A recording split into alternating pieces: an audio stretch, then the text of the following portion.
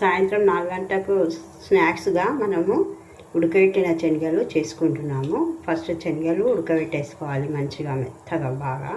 ఉడకబెట్టిన తర్వాత ఒక కడాయి తీసుకొని దాంట్లో పోపు చేసుకోవాలి. ఎండుమిరపకాయలు ఉంటే కరివేపాకు వేసుకొని పోపు చేసుకొని ఆ పోపులో పచ్చిపులుసు కొంచెం చింతపండు పులుసు మన శనగలకు సరిపడా పిసికి పోసుకోవాలి.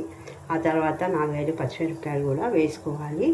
ఆ తర్వాత కొంచెం టమాటో కూడా వేసుకోవాలి.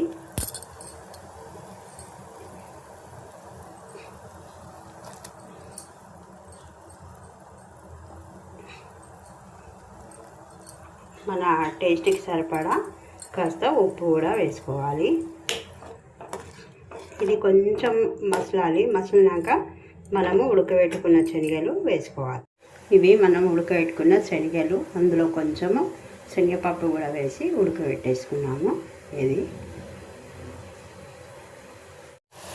ఇప్పుడు మన పులుసు మంచిగా మసులుతుంది కదా, ఇందులో మనము శనగలు వేసి కలుపుకోవాలి. చూస్తున్నారు కదా మన శనగలు ఎంత మంచిగా రెడీ అయిపోయినాయో. ఇందులో కొంచెం భోజ్వాల్ మసాలా కూడా వేసుకోవాలి.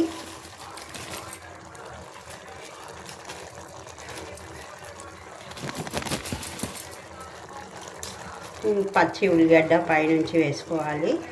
కొంచెం కొత్తిమీర పుదీనా లాస్ట్ వేసుకోవాలి.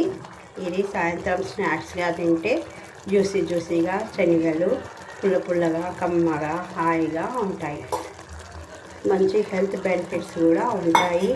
మటన్ చికెన్ కన్నా ఎక్కువగా ఇందులో ప్రోటీన్స్ పోషక పదార్థాలు ఉంటాయి కాబట్టి అప్పుడప్పుడు ఇలా శనగలు వేసుకొని తినాలి.